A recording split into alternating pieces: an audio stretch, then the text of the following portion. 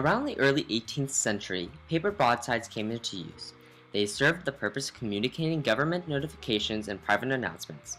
They were produced in large quantities and distributed to town squares, churches, or anywhere there might be a large public appearance.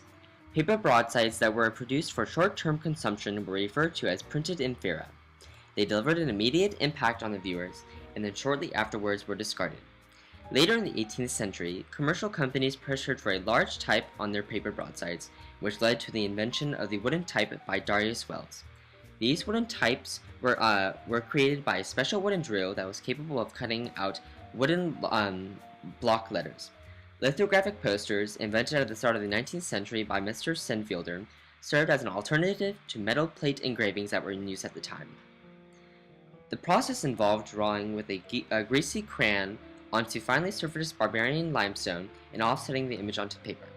These images, when placed from the limestone onto the paper, were in reverse, unless the artist, when creating the image on the limestone, created this image in reverse. If the artist did this, the final image, when placed from the limestone onto the paper, would capture his true intentions of what the image was supposed to appear as. What lithographic posters held as an advantage to alternative posters were that the letters were hand-drawn, allowing for many different types of styles.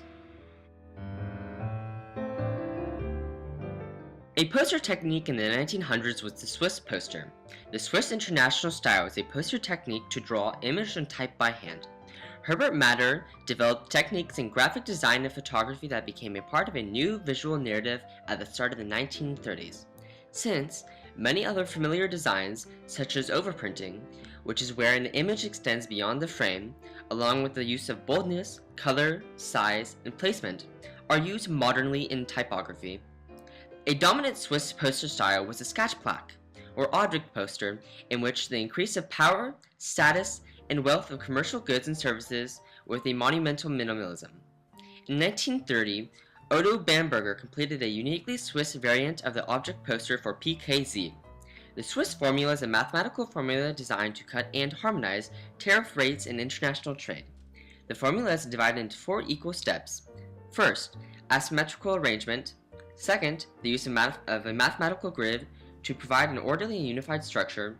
And third, sans serif typeface in a fluent left and ragged right format. Finally, we have the use of black and white photography in place of a drawn illustration. During World War I, American posters portrayed different messages to men and women. Some posters urged women to stay at home and conserve food for the troops, or to grow gardens to feed them upon their return. The posters were used to inspire or shame the men into joining the army.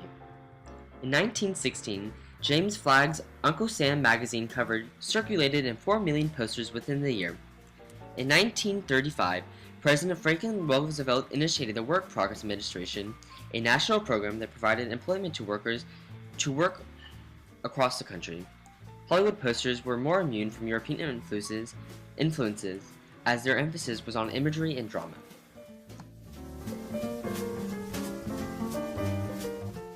Leonardo Capalio left his native home of Italy for Paris, where he was exposed to the leading poster artists of the era. He used a style that utilized a black background to create a strong contrast with the product being advertised. Strong visual symbols that the consumer associated with the product were often used in his posters. Marcello Dovich was one of the most acclaimed Italian artists of his era. He attended a royal school in his hometown Trieste, where upon completing his studies, he began working with his father as a lithographer and illustrator for advertising art, prints, and posters. During his long career, he collaborated with major Italian companies, producing many posters for the cinema and theater. In 1925, at the Second Biennale of Decorative Arts, and in the Paris International Exposition of Modern Decorative and Industrial Arts, he exhibited posters in the Art de la Via, or street art, earning a gold medal. Anne Cassandre studied at the École des Beaux-Arts in Paris. He supported himself by working at a printing firm, an experience that thoroughly versed him in the potential of commercial lithography. In 1922, he synthesized influences of Cubism and the Purists with an airbrushed surfaces and majestic streamlined shapes. His work perfectly matched the image of a sophisticated lifestyle in the 1920s and 30s. Cassandre spent 2 years in the US creating illustrations for major clients such as Harper's Bazaar, Container of Corporation of America, and N.W. Ayer Advertising.